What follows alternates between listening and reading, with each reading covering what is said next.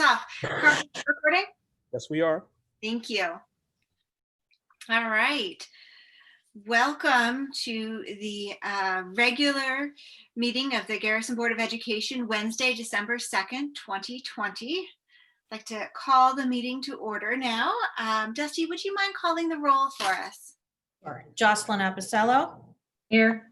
David Gelber. Here. James Hoke. Here. Madeline Julian. Here. Courtney McCarthy. Here. Matthew Spicer. Here. And Sarah Tormey. Here. Thank you. I'm now going to lead the Pledge of Allegiance. Pledge allegiance to the flag of the United States of America and to the republic for which it stands. Sorry. One nation under God with liberty and justice for all. Sorry about that, guys. And now we're going to move on to accept agenda changes. I would like to suggest amending the agenda with everyone's approval to move board communications and presentations, which tonight we have the capital project update from Tetra Tech Architects and CalG Construction, up to our first item before President's remarks.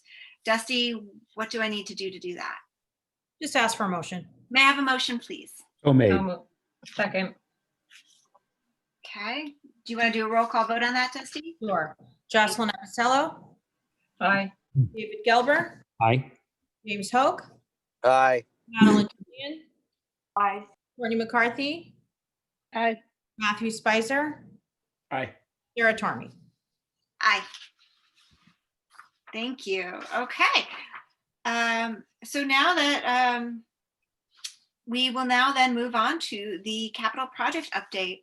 Carl, do you want to go ahead and promote our architects from Tetra Tech and CalG Construction, please? Happy to. Thank you.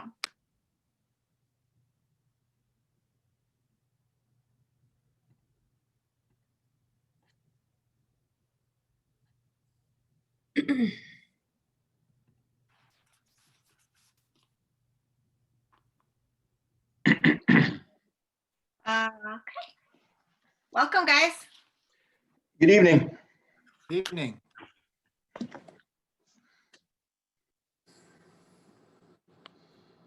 Hello. Hello. Garrett and Dominic, do I have the entire team here? David Chen is getting on, yes. Oh, I'm on. Okay, Okay. Eric just is can't see you yet. And if Rich Michael's in the audience, if you could promote him too. Sure. Thanks.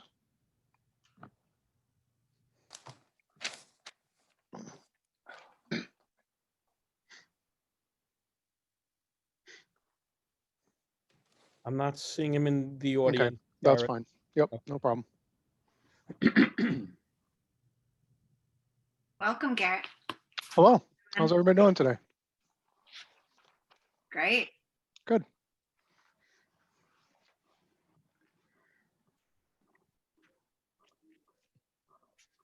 You ready? You want me to start? The floor is yours. Go ahead. We're excited for the update. Thank you. Okay, great.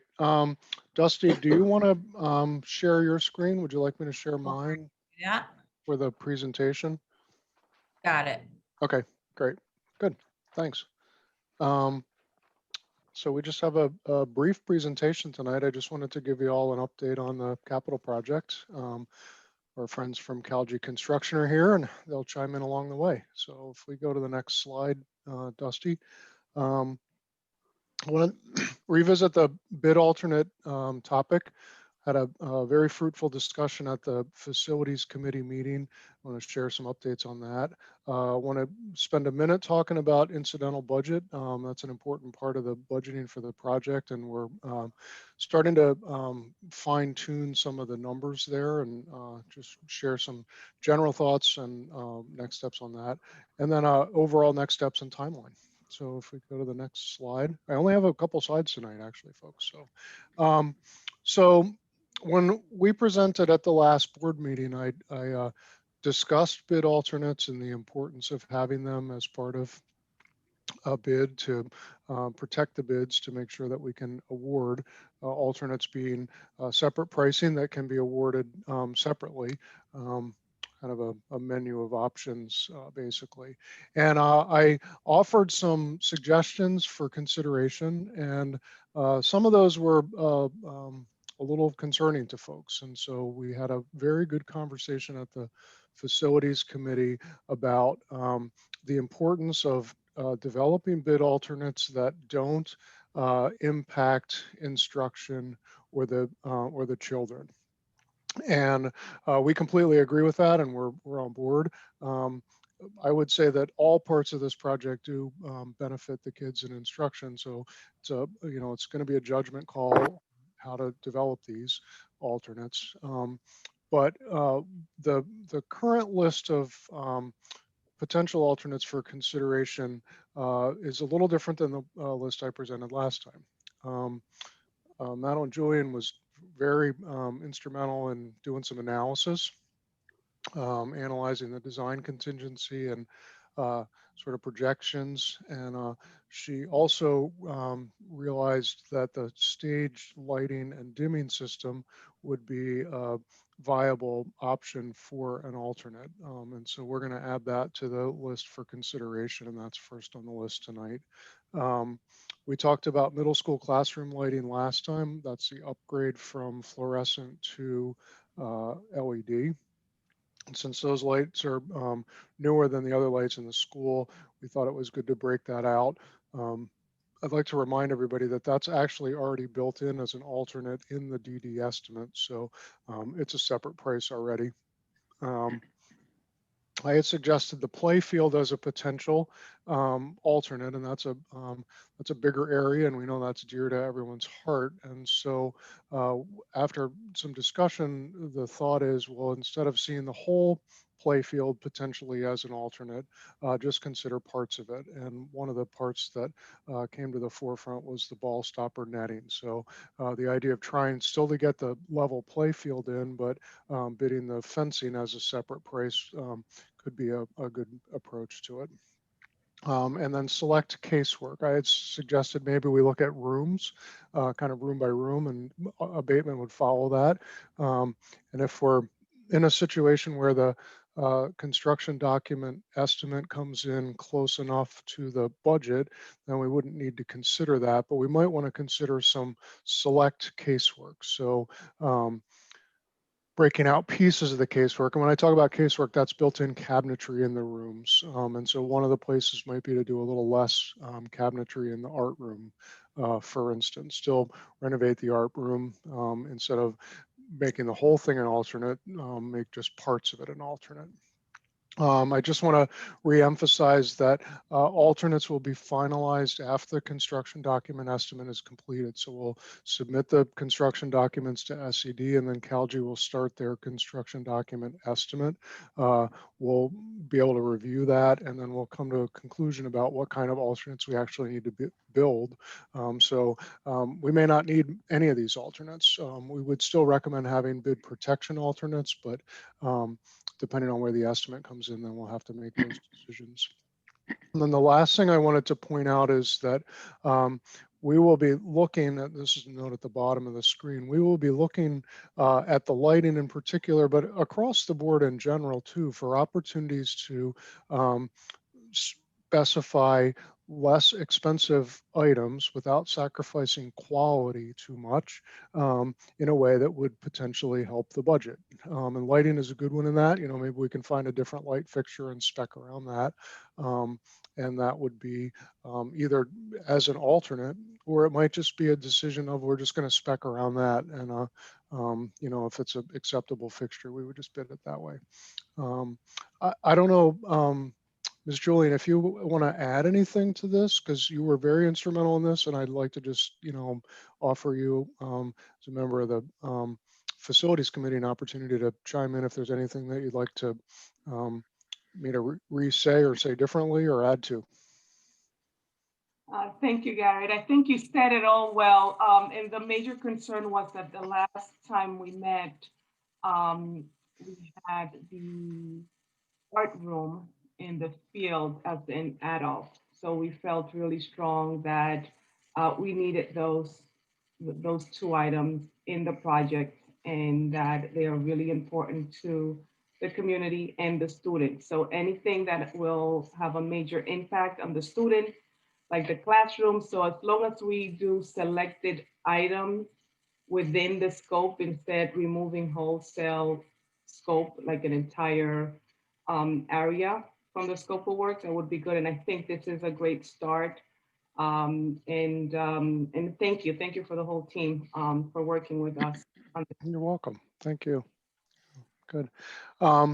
The other thing I want to make mention of, and I don't have a slide particularly about this, but one of the components of the budget for the project is the incidental budget. So we have a construction budget, and then we have a soft cost budget or incidental budget. And the soft costs are for professional fees, for attorneys, bonding, testing agencies, and we're at a point in the project where we want to refine that incidental budget. And Ms. Julian brought that to the table and asked the questions about it. So the timing was very good. We were all on the same page. So we have started to spend time as a design team. Calgy took the lead on that, working on a draft incidental budget.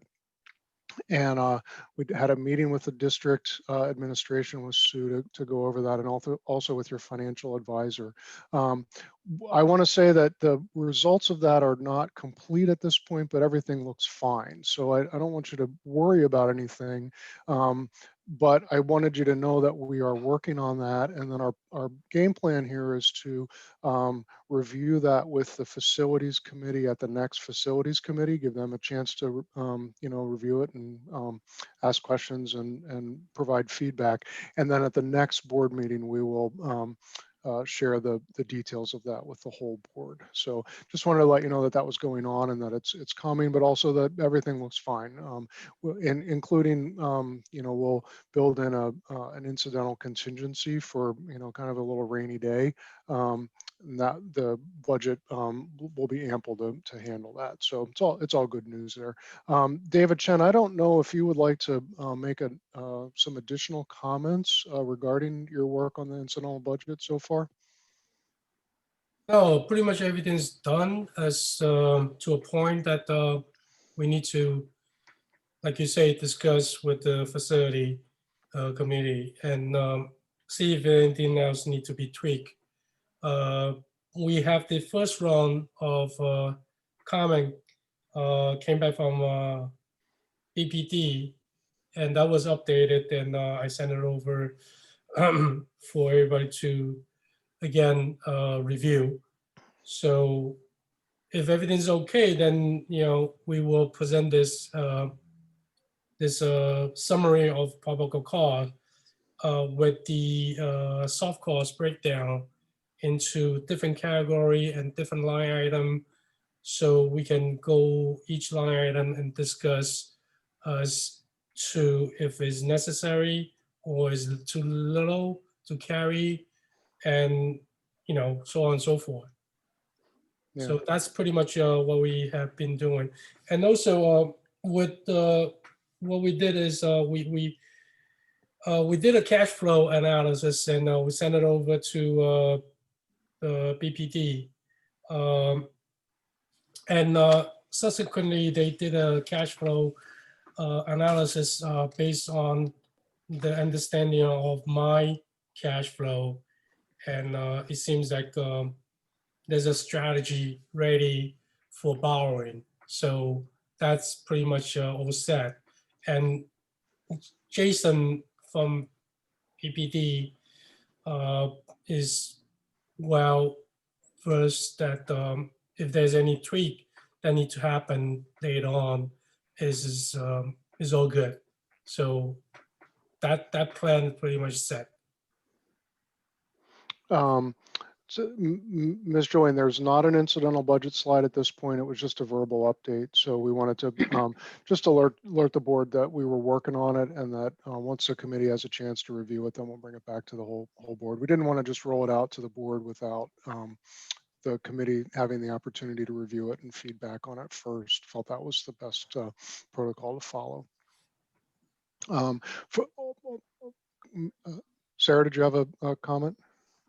Yeah, I just wanted to, say thank you for taking a second look and thank the committee, Matthew, Madeline, and David for digging into this and sort of preserving some of our innovative priorities within the project. And then my question would be, I know we're going to look at the exact numbers later on, but is there a sense that these 3 to 4 items would get us close to the same dollar savings as the last list of bid alternates?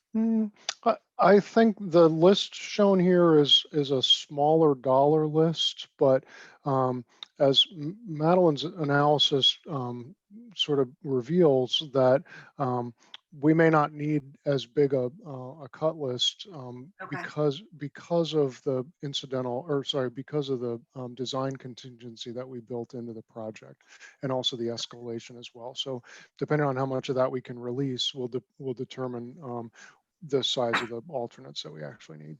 Well, I'm very pleased then with this revised list and Yeah, appreciate the everybody committee's is. work. Thank you. Yeah, you're welcome. Just a quick thing, Bernie Donegan's Madeline office. looks like she has a question. Sure, go ahead. Just to add to that we do have a risk on the mechanical work. We would like to see where that comes in with the estimate. So if it's higher than what we are expecting, we will have to add additional adults. Good That's point. the main risk that we have right now. Yeah, because it's Okay. the biggest contract in the bunch. Yep, exactly. I did want to just clarify, David Chen referred to BPD. That's Bernard P. Donegan's office. They're your financial advisor. A lot of times, I think Sue refers to them as Donegan. So just wanted to make sure everybody was understanding that was who David was referring to. And then if we're ready, we can go to the next slide, which is next steps. So we're on the verge of submitting documents to SED. They'll go in the next week or so, definitely within the month of December. Just finishing up packaging and QA/QC review right now, and then the estimate will start. So that'll be completed sometime in January. We're anticipating SED approval in February. SED's review times are about 6 to 8 weeks right now. We checked that recently today. And so we're on track to be out to bid as soon as the documents are approved by SED. And that's it, folks. We're rolling and we're on track, and hopefully everything will come out of SED smoothly. That's our goal. That's our next big goal here. Thank you, Garrett and team. I really appreciate all your work. And I think it's commendable that even in the midst of our pandemic and all the changes, how well you've adapted. David, Yeah, you have something? all of us. And thanks, Madeline. Yeah.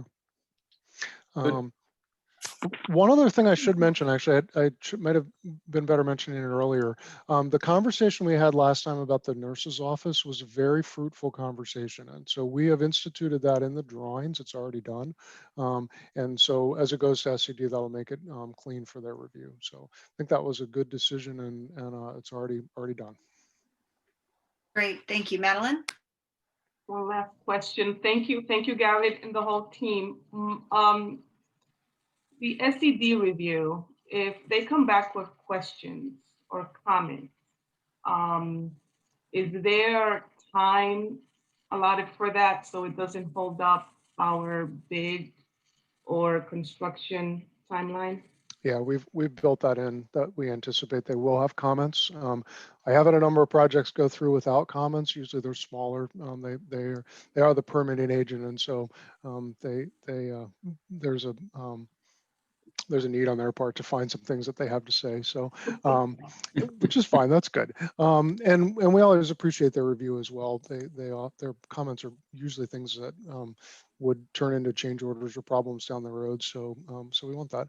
We anticipate that. We have a process. We do very fast addendums in those situations to turn them around and keep the momentum going. So that should be fine. Great, thank you. You're welcome.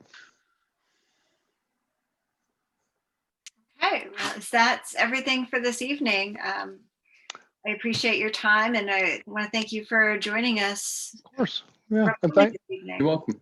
thanks for moving us in the schedule too. That's very kind of you. It was very good. Appreciate it. Yeah. Of course. I mean, you're welcome to stick around. There's a lot of exciting things happening, but we understand if you wish to leave. Some of us may. You're always Yeah. welcome. Okay. Take care, everyone. Good night, all. Good evening. Good night. Thank you. Can you move them back out? Thanks. Yeah, they may move themselves. Oh, okay. I don't know if that's Sarah, now you can tell us what the single most exciting thing is. of tonight's agenda. Oh, wow, it's hard to pick one thing that's super exciting. I mean, it's all so great. We're going to move on next to my remarks, which is not the most exciting part. But I do want to, I'm going to keep this brief. I just want to welcome back all of our in-person students and our staff who made the transition from remote learning back to in-person learning again after the Thanksgiving holiday. It's really no small feat that our teachers, admin, staff, parents, and children undertook to transition to remote and then come back. They showed amazing flexibility. Really appreciate everyone's work. And I also just want to point out that as you saw from the presentation, I know it seems like the pandemic eclipses everything sometimes, but our district is still moving forward. And we're still focused on our priorities. I hope everyone in the community had a chance to read our Superintendent Carl's detailed update on our strategic goals. It addressed a lot of things from our special education review to where we are with the strategic planning process. These things are all moving forward, even as we deal with the ups and downs of the pandemic. And from a board perspective, I am very confident that we have maintained a steadfast commitment to our goals, including financial review. The independent audit is moving forward. Our internal audit, excuse me, is moving forward. And we continue to work with strive towards more community engagement. So if anyone out there is looking for a chance to get involved, join a committee, please reach out, let us know. And then last, I just want to thank our neighboring districts, our high school districts, Haldane and Highland Falls, for their continued support for our high school students. And I also look forward to working with them. I know we usually have presentations, joint presentations with them. We have been in touch and we hope to do something in 2021. We recognize that all of these boards and administrative teams are working very hard right now with a lot of focus on the pandemic. So hopefully we'll get a chance to work with them and have some joint meetings and such, retreats perhaps again in the new year. All right, that's all I've got. So I'm going to turn it over to Carl. Thank you, Sarah. I know you're right in saying that, you know, we don't want to let the pandemic eclipse all the great work that's happening, and we will keep the public informed, the community informed. But I do want to give the board and the community an update on where we are with the New York State's microcluster strategy. There have been some new developments. And to do that, I'm going to ask Dusty if she could start by just putting up the positivity rate slide that I created. And I'll speak to this a bit. So the community. Carl, excuse me to interrupt, but there's some background noise from somebody's microphone. There we are. Okay. There we go. We're good? Okay. All right, so you know, the board and the community, this chart may look familiar. The first 8 or 9 days, I sent out to the community. I shared this with the board, I think, at our last meeting. This is an updated version. You may recall back on October 21st, New York State put out this microcluster strategy, which basically talked about breaking up the counties throughout New York State into smaller geographic areas and monitoring the positivity rate county by county. So basically the strategy for Putnam County and the metrics for Putnam County, I should say, talked about being above a 3.5 positivity rate for 10 days would cause the county to get a yellow zone designation. So you see that from November 10th through the 19th, we had 10 consecutive days above 3.5%. We did hit that designation. Furthermore, if you were above 4.5% for 10 consecutive days, which we hit that metric on November 22nd, you would go into a yellow zone microcluster. In the yellow zone, we were told initially that we would need to close schools and that there was this possibility of reopening if you could test 100% of your staff and students, but you had to take a 4-day closure and then implement a testing program. Then if you remained above 5.5% positivity for 10 consecutive days, which we hit just on December 1st, yesterday, you would go into what is known as a red zone. And in the red zone, there had to be a closure. So this is, basically the most recent data. It's the data that's public information on the Department of Health website.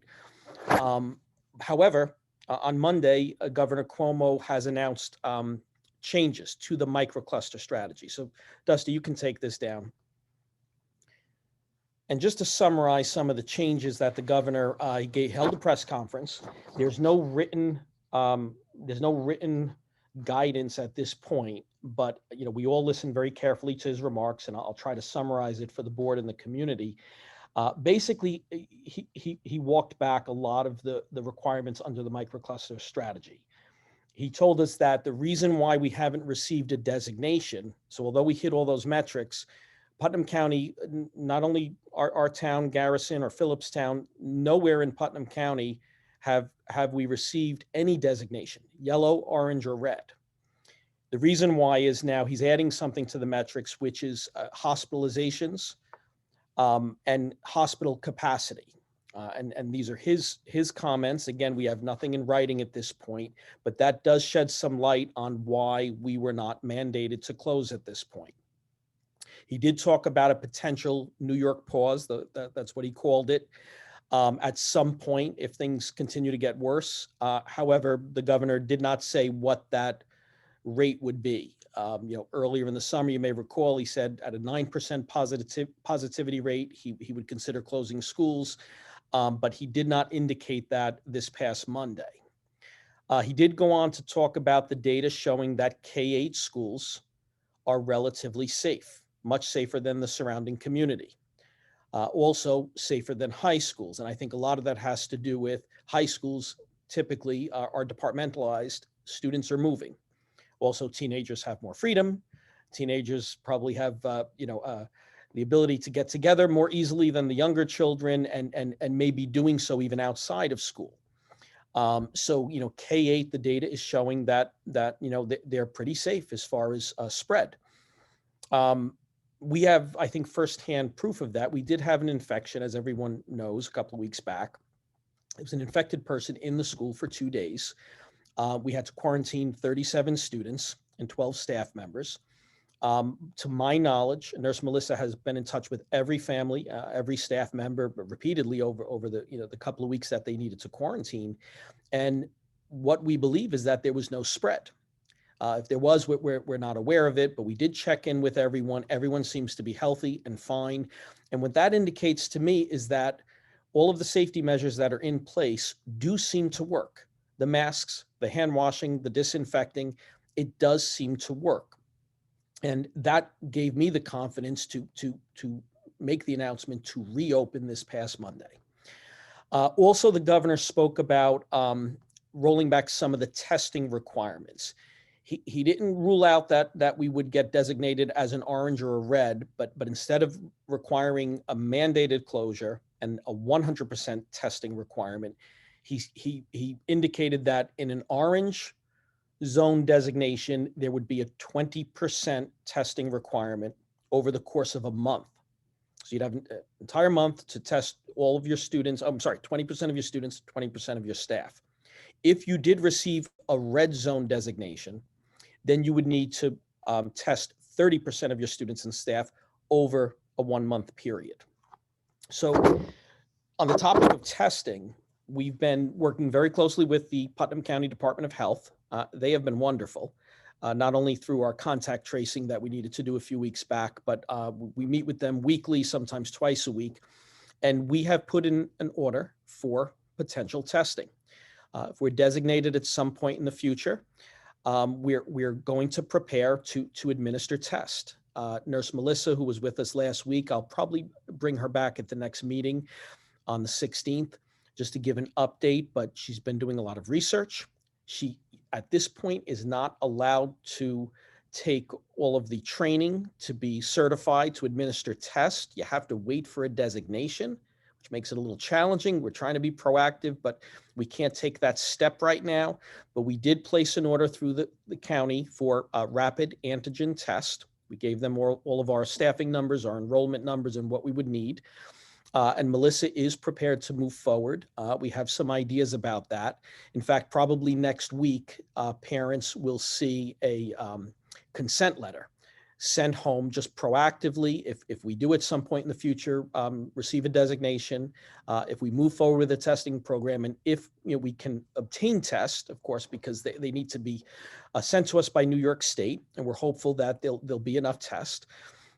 Then we would want to have all the consents in place in advance. So that is basically what is happening. The other thing is, let me just say, it is a very fluid situation. Things could change quickly. You may hear in the upcoming days and the week ahead that some districts are moving towards a winter pause, like mid-December through mid-January. I think 2 in our area have already done that. You may recall Highland Falls, and some of our parents who have students, children at Highland Falls, they're closed through mid-January. And I believe Mayapack Schools has just announced mid-December through mid-January, a winter pause. It's being done for different reasons. Staffing in some districts is a real challenge. That was a challenge for us when we had 12 people quarantined. So we've taken some other steps as far as keeping our staff separate. If we did deal with that situation again, I think we learned from the experience and we're being extra cautious. All of our internal meetings are via Zoom. So we're not all together. If we do have meetings, they're very brief. They're at safe distances. And we're doing our best just as far as, really ramping up our efforts. And I want to compliment the staff. Sarah, I know you mentioned it earlier, but the staff has just been incredible. Nurse Melissa, her leadership, her dedication is second to none. And the leadership of Allison Amig, and we're going to invite her up in a minute, but she really emphasized as children and staff returned, there was a lot of planning that was involved. It was incredibly smooth, and her leadership was great. Morning announcements, just reinforcing protocol, visiting classes, meeting with students, meeting with staff. I think she did a fantastic job. So that is my update, and I'd be happy to take any questions on this topic, which is, of course, a bit complicated and very fluid. Carl, is there any distinction made between parts of Putnam County? I mean, if the rate of infection is higher in the western part than it is eastern part than it is here, does that make any difference in terms of procedure? The simple answer is we don't know. Believe it or not, David. So our Department of Health has a liaison at the State Department of Health, and we really can't get a clear answer. That's been the question that we've posed for the past month and over a month since the original microcluster strategy was rolled out on October 21st. It appeared, the way it reads, it seems like it's a county-wide designation. Then we thought they were going to be more granular and looking at zip codes. And you did see in some other counties, like in Westchester right now, there are some areas. Yonkers is designated as a yellow, Peekskill, I believe Terrytown, and I think New Rochelle and Portchester. So we thought that could potentially happen in Putnam, but of course Putnam is much smaller. Our total population is about half of Yonkers. So we still thought maybe there was a chance they would designate the entire county. The interesting thing is, if in fact Garrison or Phillipstown is lower, that would mean that other areas, other zip codes in the county are higher. But at this point, as we speak, no one in Putnam, not one neighborhood, not one town has received any designation. So it's unclear. I'm a little disappointed in the state, but I guess I do understand this is something that is new, and we're learning from the data, and I understand that things are subject to change. We wish we had better information, but we really don't. We literally don't know. I mean, these rumors that things are much worse in Carmel than they are here are just rumors. Yeah, they in the county said, the state has data that the county doesn't have access to. And we can't speak directly with the State Department of Health. We have to go through our county, and there's a liaison. So it's hard to say, but they do break it down. I've given you a couple of weekly updates, and I'll continue providing them of just the different towns and the total numbers of infections in the towns throughout Putnam. Matt, you have a question? Yeah, thanks. Thanks, Carl, for all this. Do any of these policies take into account looking at counties when faculty and staff live in another county, or does it only look at the county in which the school is located? Yeah, Matt, that's a great question. Certainly, just take our small district, probably have staff from at least 4, maybe 5 different counties. I'm just estimating. So, of course, that's the case all over, that people are traveling from different counties. So that is a concern. But no, what we're being told is a designation would be based on where the school is physically located, what zip code you're in, or what county you're in. So that again, it's a good point, but the state is not looking at it that way. And Carl, these designations apply to businesses as well as, it's not just limited to the school. For example, if you go into orange or red, I believe indoor dining closes, other things start to get impacted as well. Correct? You are correct. Well, and again, but I want to emphasize, this was the October 21st metrics that were put out, and obviously that's changed. So it included houses of worship, mass gatherings, businesses, and dining.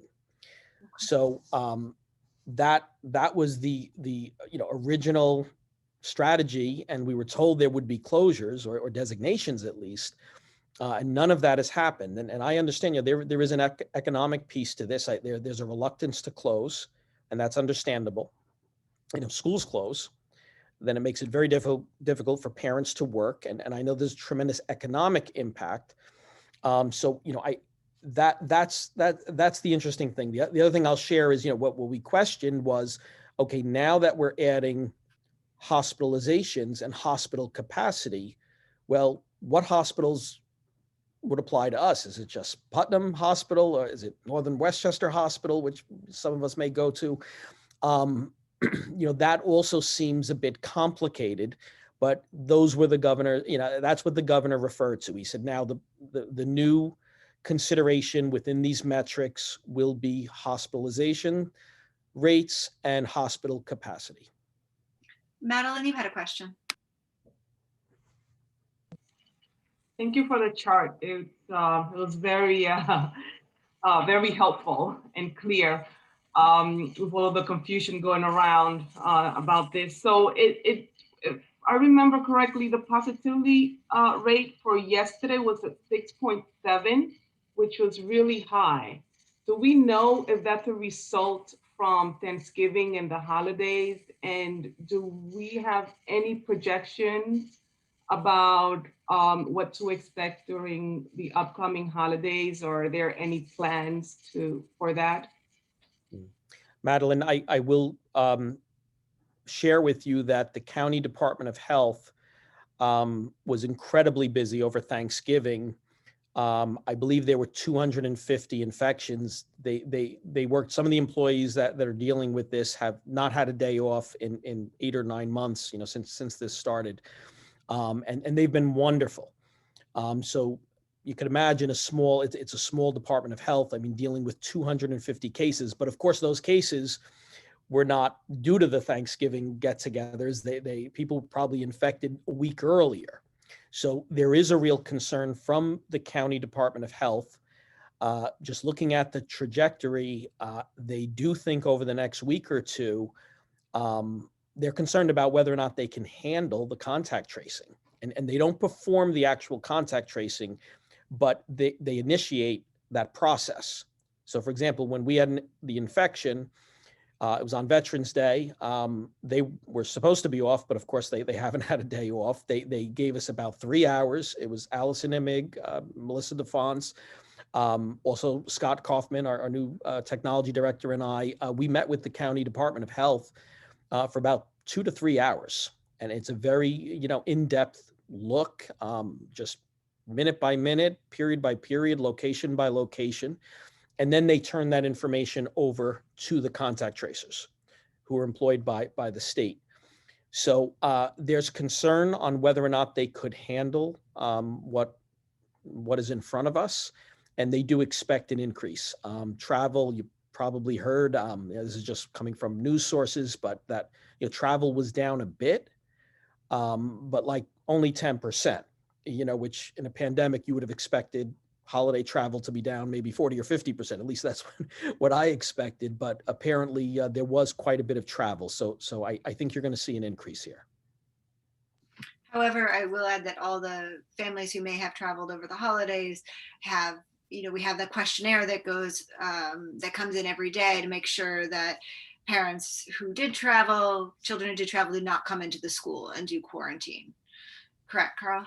Sarah, great point. I will say, hats off to the Garrison parents because they've been great. So Nurse Melissa, yes, we did have a few families that needed to travel for whatever reasons.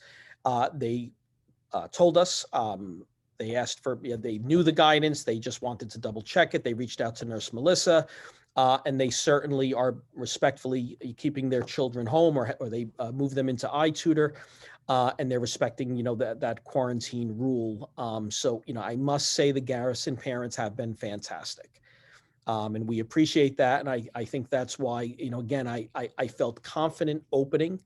I can't say I'm not concerned about this positivity rate. It's very concerning. But at the same time, I think we ought to try to, hang in there and make this work. I think because it's a great thing for the kids that are in.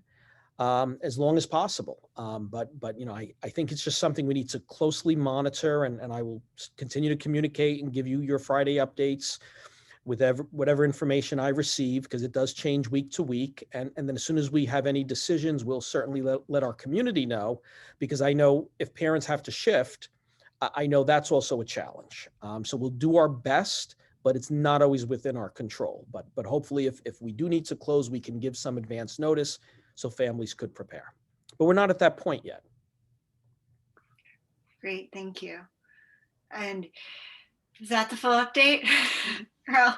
That is the full update. So I'm sorry to go from a positive to something that maybe is a little more worrisome, but it's important information, I think, for everyone to have. No, I think it's great. And I also appreciate how hard everyone's working to follow the policies and protocols that have been put in place by staff. I know we have a no visitor policy, which impacts the school and is sad for parents, but everyone's really adhering to all the procedures, and greatly appreciate it. And hopefully that will allow our community within the school community to stay safe.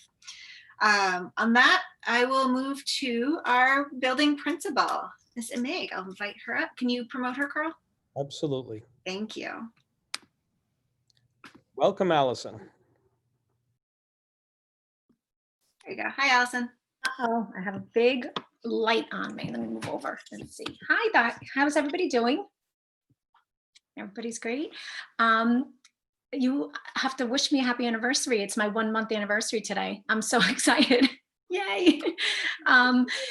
we've been all working really, really hard. I'm so proud of the whole Garrison community. I really am. So over the course of the month, we've accomplished so much, from preparing to close, to go to remote instruction, and then to reopen.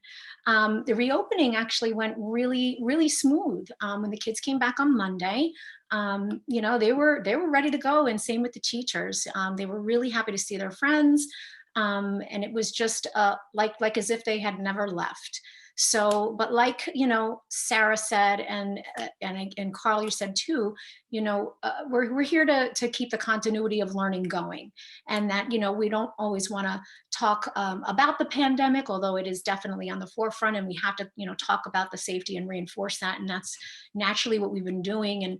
And so I'm going to talk just a little bit about that, and then a lot about learning and teaching, which is what we're here for too, ultimately.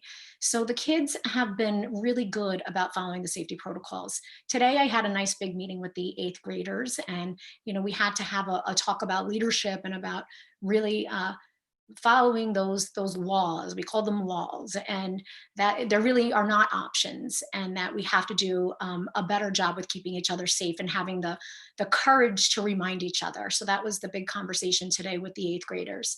And then, I've been spending a lot of time with kids. And I met with the 7th graders also, because with the cold weather coming, they're really worried about how are we going to stay connected, and how are we going to continue to build our friendships when we don't have that many opportunities to, let's say, go outside in the winter. And what is indoor recess going to look like? So we pulled together a student committee with the 7th graders to really look at our spaces that we have, so that we can build some opportunities for kids to do arts and crafts, and have a leisure and game room, and just different things to make the experience more fun in the event that we have to spend more time indoors. Because the first half of the year, they were spending all their time outdoors. So they're starting to get itchy, and you can see that they're starting to feel a little bit more confined.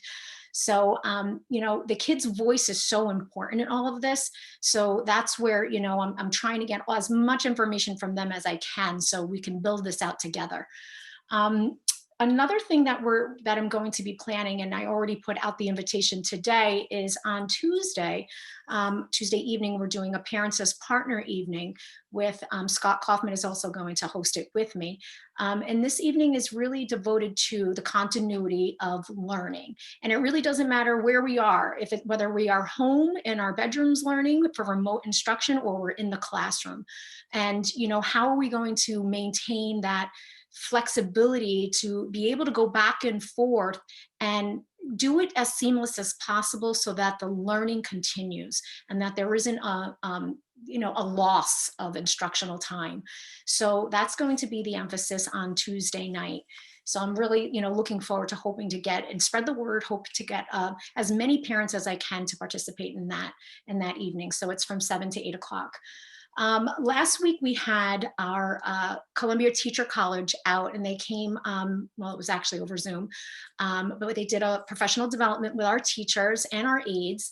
And the emphasis was on reading and writing in the remote environment. So it's really, prioritizing what we do as teachers and what we expect of our students as readers and writers when we have to, be in a remote setting.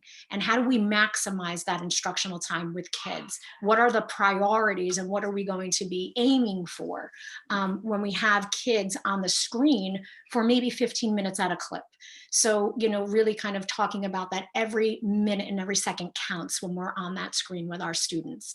So that was a very effective professional development day, and it was well received by the teachers. And we're hoping that that's going to leave an impact on our students as well in the event that we go remote again.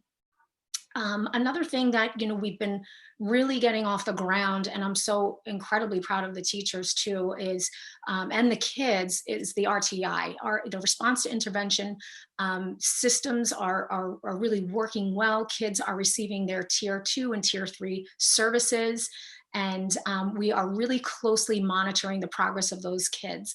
And we're really hoping that a lot of the students are going to drop off of tier 2 and fall into tier 1 so that this way they're receiving the supports now from their classroom teachers rather than the interventionists. So, we're really seeing some great progress with the students. And then lastly, I just wanted to share with you that I've been in the classrooms, really just spending lots of time with teachers and students in the observation and evaluation cycle. So a lot of time is spent with teachers really talking about their instructional practice and reflecting on their instruction. And, you know, how are we going to get better at this? How are we going to do better? And what are all the different best practices out there that we should be using and reinforcing?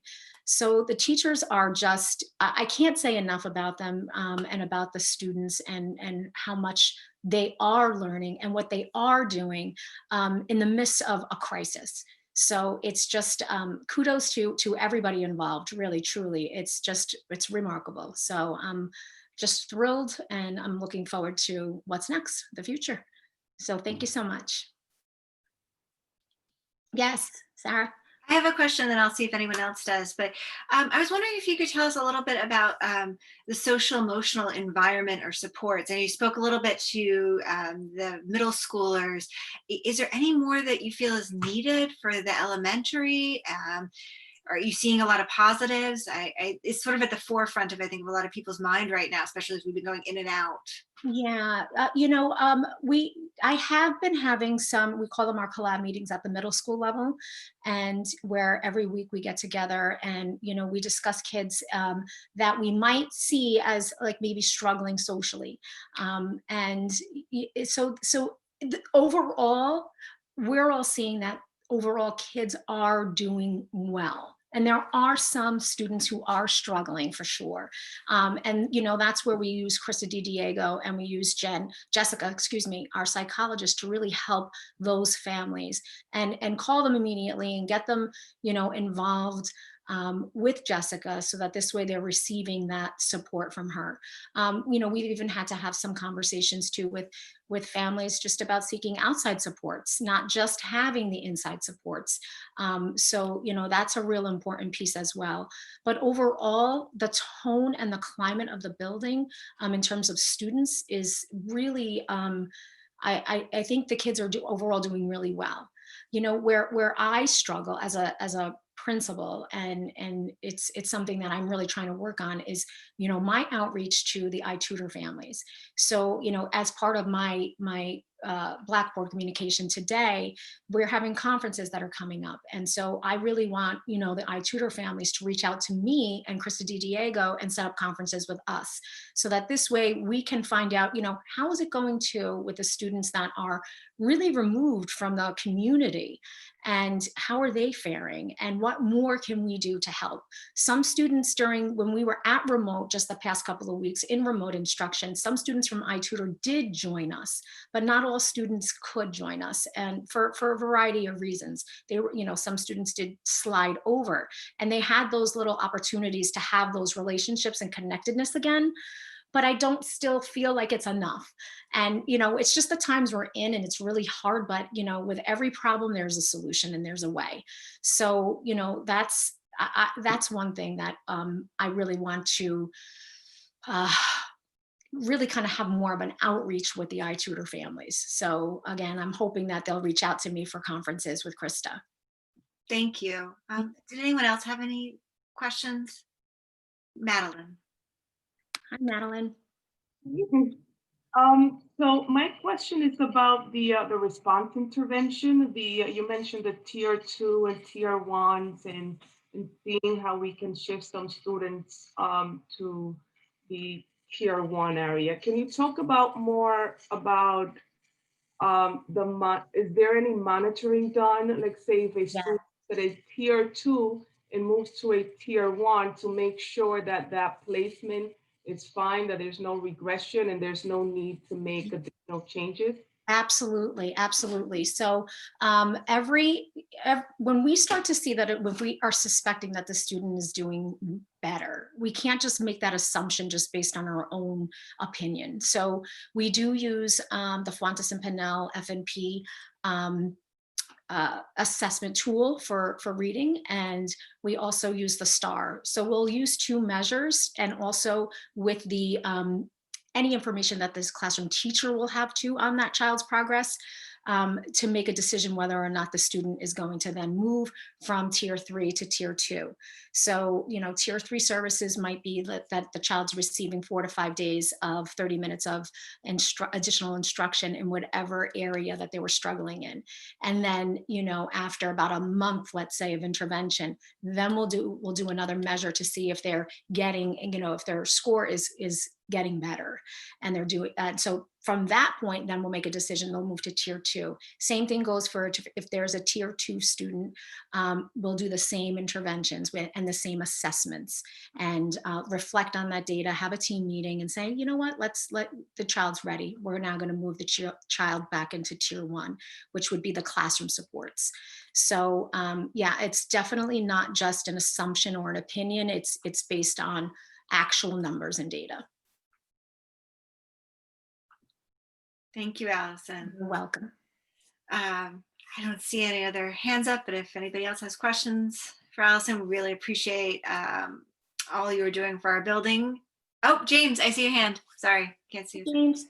Yeah. How many students or families do we have still doing the remote learning, or the I forget what it's called. I think right now we have about 25-ish in that range. Carl, is that it? Like, I think Yes, that give or take, but about 25 students. Yeah, I'm 25. 25 students or 25 families? 25 students. Students. Okay. And I'm guessing that it might be the case that some are that it'd be multiple students in particular families. Could they made a decision as a family, or are they making decisions as individual? It depends. Yeah, some of they're individual and some are families. All right. Mhm. All right.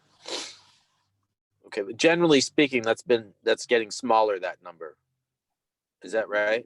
Not right now, actually. We did have some families who chose to go in to iTutor for the next couple of weeks after Thanksgiving. Yes. Okay. Yes. But James, just to give you a little background, we started the year approximately 50 students total in grades K through 8. It did go down, but Allison is correct. Again, initially with this microcluster strategy that was rolled out, right, the way the infections or the positivity rate was moving, it appeared like we might be closed for some time. Some families did move into the Garrison teachers remote, but now that we reopened, then a handful did move back. Okay. All right. Thank you so much. You're welcome. Okay. Thank you, Allison, for your time. I really appreciate it. Hope you have a good evening. And we're going to promote up next Mr. Kaufman, Scott, our Interim Director of Technology. Welcome, Scott. Can you hear me? Yes, thank you. Okay, all right. These are very difficult acts to follow between Carl and Ms. Emig. Yeah, so I wanted to thank you for having me. I'm going to give my update. I've been really focused on 3 main areas over the last couple of weeks. The professional development, I've been meeting with Ms. Emig, and we've been talking about how we're going to support the teachers. And one of the models that we looked at was on Thursday, we're going to have 2 rotating groups of professional learning communities. And essentially, we're going to touch back to previous held PDs to reinforce the tools that we've been using, but also to provide kind of like a test group for the teachers, because sometimes when you're doing remote instruction or you want to try a new feature, you don't want to try it live with a class because you want to make sure everything works. So we want to build in some of that time to do the professional development and then have them try some features out and try some things out that we could all learn together. So we're really trying to build that professional learning community with the teachers. We're going to also, one of the other areas have been the teaching tool audit, I should say. And ultimately, we are looking at what teachers are currently using and what they're comfortable with and what they have proficiencies with, so we can decide whether we're going to keep that tool or we're going to find a better tool to meet that need, And then we're going to back all of that that approach up with more professional development in those tools that we've selected as a group. So I've put out a teaching tool audit over the last 2 days, and we've gotten some really great feedback of tools that teachers are using and tools that they want to use moving forward. So now we can pilot some things, and we can really streamline our approach to make sure that they're maximizing the efficacy of the tools that they're using. But really the third area, and I think the area that I've been most intrigued by, is the creation of the website and the establishing the management team and looking at the different website templates that we can use moving forward. You know, I think Ms. Tormey, you said it great before when you said the pandemic eclipses a lot of the things that we do. And one of the areas I've been focusing on is getting into the classrooms to capture some of the great work that the teachers are doing and really that connectedness that the kids have. So I've had my really good camera that I've been bringing in to capture amazing work. And when I say that the work is impressive, it's an understatement. I see kids laughing. I see them having fun. Teachers have invited me in to document and take some pictures.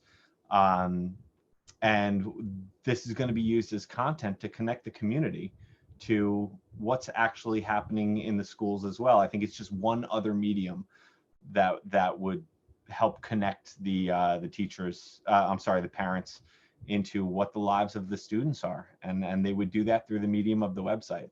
So that's really been my focus over the past, I would say, week since we've really been back.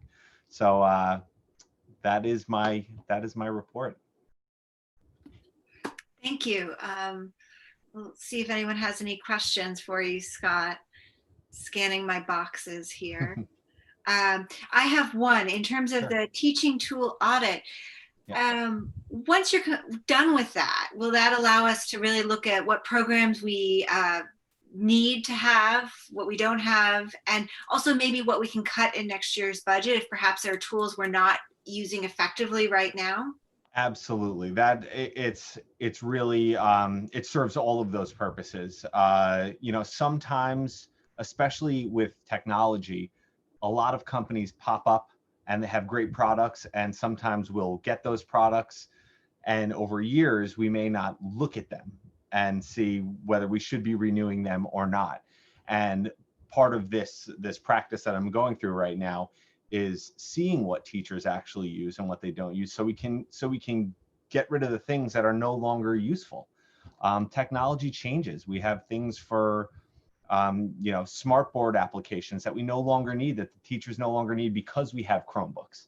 So as the game changes, we need to make sure that the tools that we purchase don't become just another a number that we say, all right, let's move forward on this. We have to go back and look at, are we still using this? Is it the most effective current tool? And if it's not, let's get rid of that, get the better, more useful tool, and then learn it so we can be very effective with it. So that is, you hit the nail on the head. That's exactly what this is about. Great, thank you. Absolutely. All right, I don't see any other hands up, so I think we are ready to move on. Scott, I really appreciate your time, and my pleasure. Thank you for helping our community. It's exciting work. Absolutely. This is the exciting part, David. You asked what was exciting. This is it. What we just heard. Okay, I'm going to keep us moving forward. We're now going to go to committee reports, and hopefully those will be just as exciting. I'm going to start with Finance Committee. James. Hi, how you doing? The Finance Committee has not met officially, but the thing that we've been doing is that, as we've announced previously, is that we are searching for a new school business administrator, and there's been some changes in the business office with the hiring of a treasurer, and there's been restructuring there. So that's what the Finance Committee is up to. It seems kind of a we're keeping an eye on a few things as we move through December, but it seems to me that the best thing we can do is wait until the new school business administrator is hired and brought on, as we're coming to the end of that search process. And then we can sort of begin orienting toward a new budget and beginning other protocols. Great, thank you, Jay. Did that sound right? That sounded great. Okay. Very accurate. I'm going to go to Matthew with the Facilities Committee. I know we've spent some time on this, but if you have anything you'd like to add, Matt, please go ahead. I don't think I have anything to add on top of the presentation earlier. I think it was comprehensive. So, yeah, thank you. Thank you. Planning Committee, Jocelyn, do you have an update you'd like to share at this time from the Planning Committee? Hi, thanks. Only that we met today and we'll continue to meet tomorrow afternoon for what was supposed to be a full day retreat in person and is now kind of broken up over 2 days. And we're just kind of embarking on putting some of the thoughts that our community put into the thought exchange into some real planning documents. Great, thank you. And that's really exciting. I can't wait to see that. And then policy and audit haven't met as either, so I think we are good there. Courtney, unless you have anything to add as our policy committee chair. Okay, I'm going to move on to next up on our agenda is accept minutes. I'm going to read the recommended action. Be it resolved that the Board of Education of the Garrison Union Free School District hereby accept the minutes of the regular meeting of November 18th, 2020 as presented. May I have a motion, please? So moved. Seconded. Thank you. Any questions or comments? They look great, Dusty. Dusty, would you call the roll, please, for the vote? Jocelyn Epicello, Aye. David Gelber, David, can you unmute to speak? Aye. James Hoke, Aye. Madeline Julian, Aye. Courtney McCarthy, Matthew Spur, Aye. Sarah Tormey. Thank you. Now we'll move on to personnel items, the consent agenda. I'll read the recommended action. Be it resolved that the Board of Education of the Garrison Union Free School District, upon the recommendation of Carl L. Albano, Superintendent, does hereby approve the personnel consent agenda, item 10B through C. May I have a motion, please? So Second. Thank you. Well, on here first, before I turn it over to you, Carl, I can speak to the claims auditor. As you saw on the last agenda, our previous claims auditor who joined us this fall took a new position. We're very happy for her. And the audit committee went back to the amazing tool of talent we had interviewed previously and are very excited to welcome Tony Ann Carlson. If you have any questions, please let us know. The audit committee is also comprised of Jocelyn, Matthew, and myself. Carl, do you have anything else you'd like to add to our personnel consent agenda? Just that we're adding a substitute teacher. It's a per diem sub, so as needed. The person is not fully certified, but currently attending Binghamton and comes highly recommended. Mrs. Emig interviewed her and recommended her and believes she can be very helpful, especially during these times. If people are out, keep in mind, people take a screener. Our staff takes that screener every morning. And even though they may be well, but if they have a headache or a low-grade fever or something, they need to stay home. We're being very cautious, and therefore it is helpful to have people who can step in. We always will attempt to have a certified teacher cover for a teacher first. But if that's not available to us, then of course we use an uncertified person who we think can handle a class. The teachers always leave detailed plans, and the state also does allow 90 days of coverage for people who do not have a state certification yet. And I think this young lady, Haley Karst, will do a very nice job for us. Thank you, Carl. David, did you have a question? No, Sorry. Okay. Jocelyn, sorry. I just have a question unrelated to the two candidates or the two personnel issues, but broadly, Carl, and I guess the school, Allison, are you constantly looking for people to be hiring in these per diem ways? And so I guess like how wide is the net being cast? What are the ways that you're recruiting? Or are you set and you're not really actually looking that often? You know, what's the search like? Good question, Jocelyn. We have an ongoing open posting for substitutes. I thank the board. We did increase the rates. Dusty helped me reach out to every local college and university that has a teaching program. So we're doing our best, but there is a true shortage everywhere. You may recall we've secured some really good people, but they are being recruited away for permanent positions. So it's a challenging environment. So we just try to replenish our substitute teaching ranks. So I'll continue to bring you more people, I would suspect, in the months ahead. There have been a few people who were just about ready to go onto the agenda, and then they contacted me saying they had a full-time job offer. So that's happened probably a half a dozen times in the past couple of months. That's how competitive the market is. And we're happy for these young people that they're getting full-time opportunities. So we'll just keep looking. And I'm hopeful that maybe we have some mid-year graduates out of the local colleges that are getting into teaching that maybe would want to come on board. So I'm hopeful to bring more people in the months ahead. Good. I'm glad. It sounds like you guys are trying to cast a wide net, so I appreciate that. And any way that the board can do something to help cast that wider, I don't know how we could, but I'd be happy to. Thank you. Madeline? So my question is, and I understand that we need a lot of substitute teachers, especially given what happened recently and the shortage that we have. But with these non-certified teacher, is there some sort of training, orientation, resource, mentorship, just to make sure that when they come to our school with no school experience, that they have someone to rely on or some help to guide them along the way? Good question, Madeline. What Mrs. Emig is doing first with the less experienced people is they would first sub for maybe an aide or assistant under the guidance of a veteran teacher.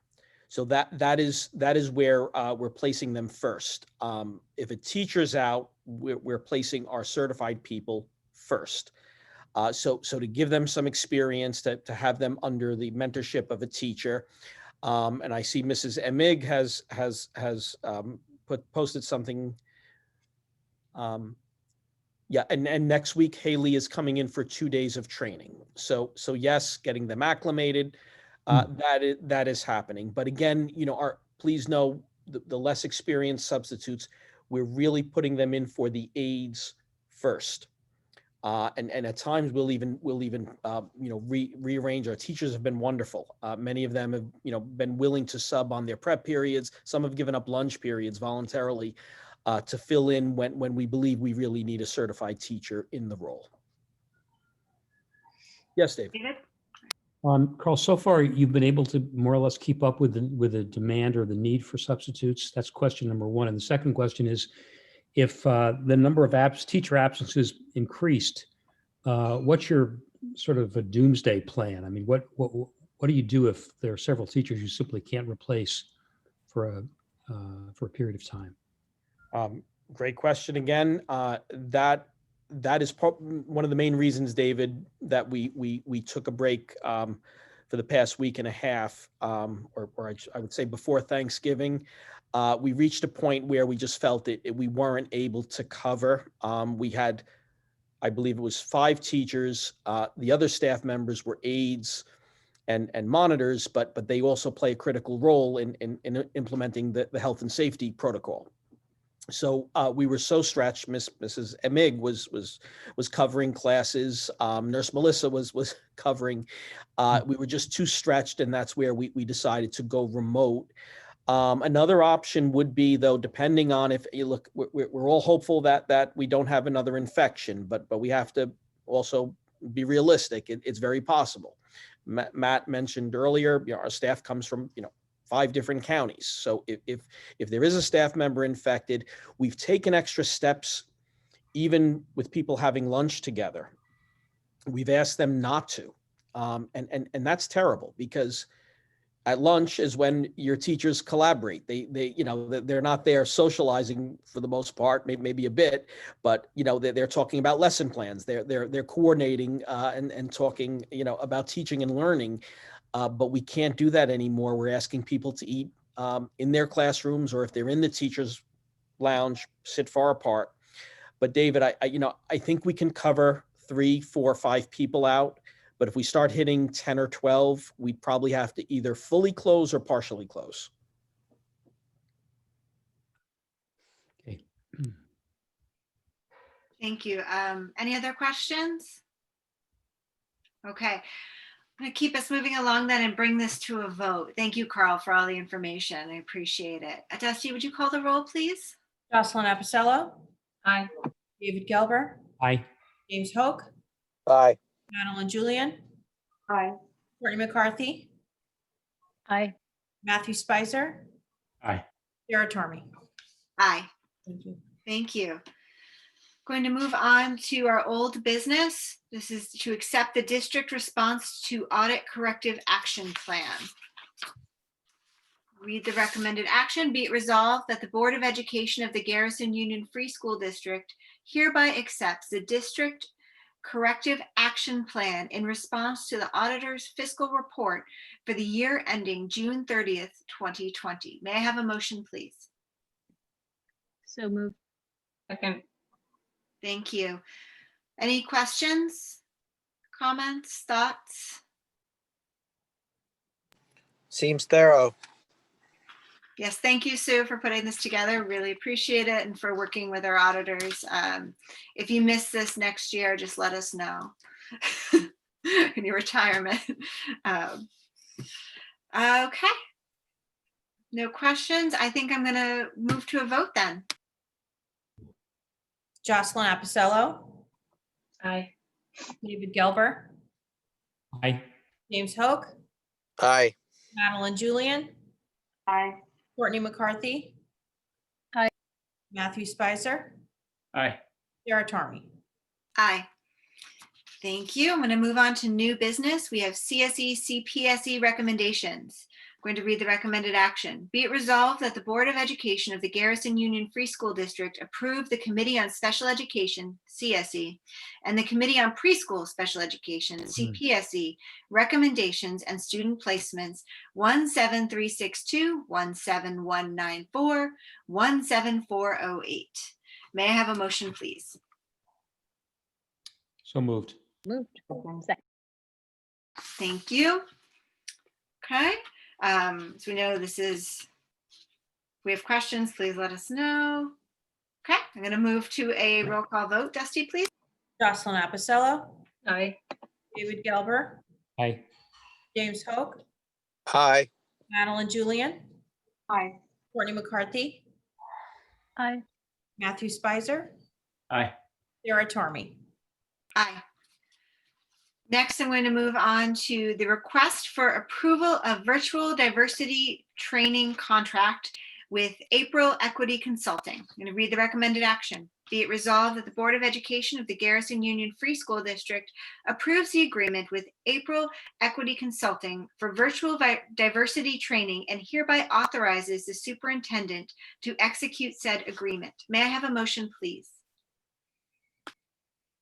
So moved. So moved. Second. Thank you. Carl, did you or someone, a member of the committee, wish to speak to this contract? Sure, I'm happy to start. April Francis has been working as a consultant with our school district, specifically with our anti-racism and equity task force for the past probably 3 months or so.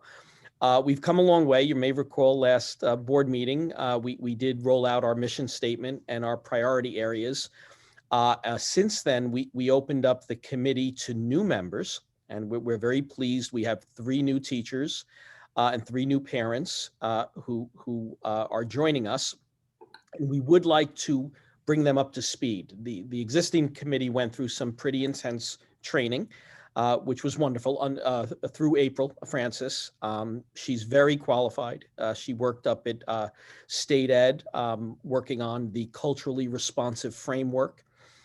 This is her area of expertise, and she's been very well received. So we'd like to extend her contract with us, training of the new members, and then also giving us some more guidance as we move forward to really set up some specific action plans around each priority area. And if I missed anything, my fellow committee members can add. All right, looks like it's all good. Thank you, Carl. I appreciate it. Do we have any questions? Okay, I'm going to move to a roll call vote, please, Dusty. Jocelyn Appicello, Aye. David Gelber, Aye. James Hoke, Aye. Madeline Julian, Aye. Courtney McCarthy, Aye. Matthew Spicer, Aye. Sarah Tormey. Okay. Next, we're going to move to our public comment section of the evening. If you would like to make a comment, please type your comment or question into the chat, and then I will read it. While you are typing, I will remind you that public comment is intended for members of the community to speak openly and voice concerns. However, we ask that you do so in accordance with policy 3220 of the Garrison Union Free School District. Comments should be comments about specific school personnel or individual students are a violation of this policy. Concerns regarding students or personnel should be discussed privately with the superintendent or the appropriate administrator. Okay, I'm going to take a look and see if I have any comments now that I read my disclaimer. Q&A. I don't see anything. I will remind the members of the public in attendance that you are always welcome to reach out to the board, to the appropriate administrator with questions, concerns, comments, or thoughts at any time. You don't have to wait for a Zoom chat. Okay. I'm going to move on to board member comment. I tried really hard to remember where I started. Oh, wait. I see one comment here from Mr. Lunenpack. I'm here listening, but no comment. Great job by the admin. Okay, thank you. And I think that's for Carl. Good job. And I'm going to move on to, so board member comment. I think we started, I don't know, this time we're going to start with Madeline. So we're going to keep moving it around, and I will try and make a note and remember. Keep it short. Just a lot of thank you to Carl, Mr. Nick, the whole staff, all of the teachers, for making it so smooth for the students to come back to school this week. They're all so excited. So thank you for all your hard work, and the facilities team on site.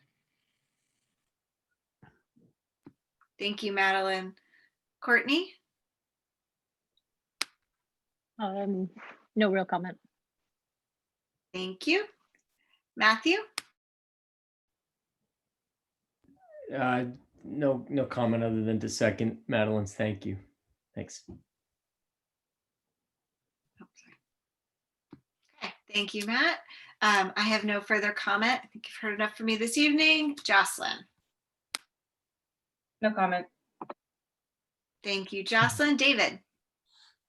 Yeah, I'm just going to third what Matt and Madeline said, because you guys are really, Carl, Allison, you're doing a really amazing job. I mean, it's extraordinary under the circumstances that we're living through these days. It's a tough time, and it's running so well. I mean, I know because I'm a parent as well as a board member, and so thank you.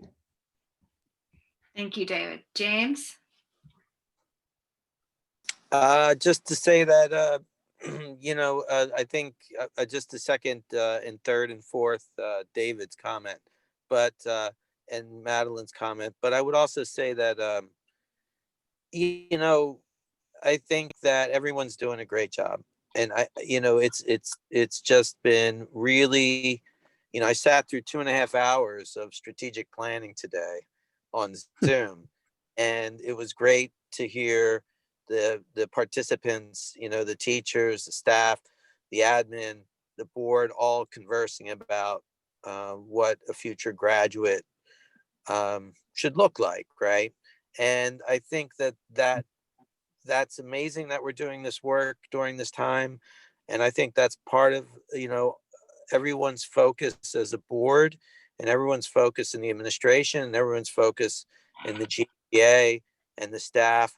I just think it's been an incredible period of growth over the last 6 months, and and that's not even talking about the anti-racism task force, the special education evaluation and reviews, and it's just remarkable how much work is being done in this context, and the work around and through the pandemic. It's just been extraordinary. So I think I think everyone should take I hope that the board members are recognizing how much their commitment matters and how much their dedication to the district matters. And a lot of people would walk away from volunteer work or this kind of civic engagement at this period, and just focus on their lives and their careers and their own family, and that would be a legitimate reaction. But it's truly extraordinary to see everybody working toward bettering a community, even when we're facing a daunting situation. So that's one thing. The second thing would be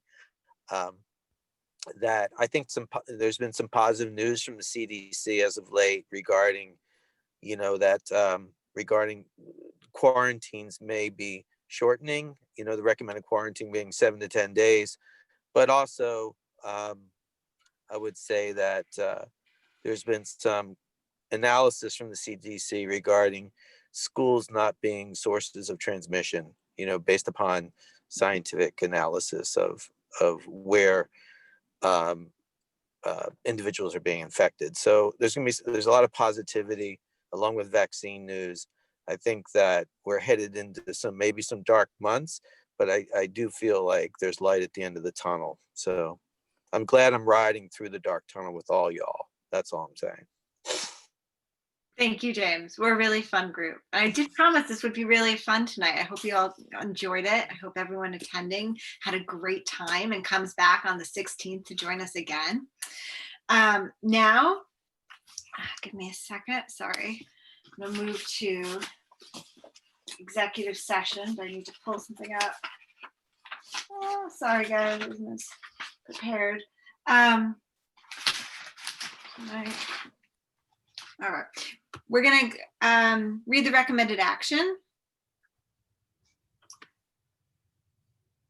Dusty, may I ask? I'm sorry. Yes. It's typed in here. This is the correct one for this evening, correct? Correct. Okay, great. Be it resolved that the Board of Education of the Garrison Union Free School District hereby enters into executive session for the purpose of discussing collective negotiations with the GTA pursuant to Article 14 of the Civil Service Law and discussing the appointment of a particular person. May I have a motion, please? So moved. Second. Thank you. Dusty, would you call the roll, please? Jocelyn Abisello, Aye. David Gelbert, Aye. James Hoke, Aye. Madeline Julian, Aye. Courtney McCarthy, Aye. Matthew Spicer, Aye. Sarah Tormey. Aye. Thank you all. And we will adjourn without taking further action. Did I get the right words there, Dusty? All right. Thank you all in the public for joining us. We will see you on the 16th for another fun night. All right, everyone, I'll see you in executive session in a minute.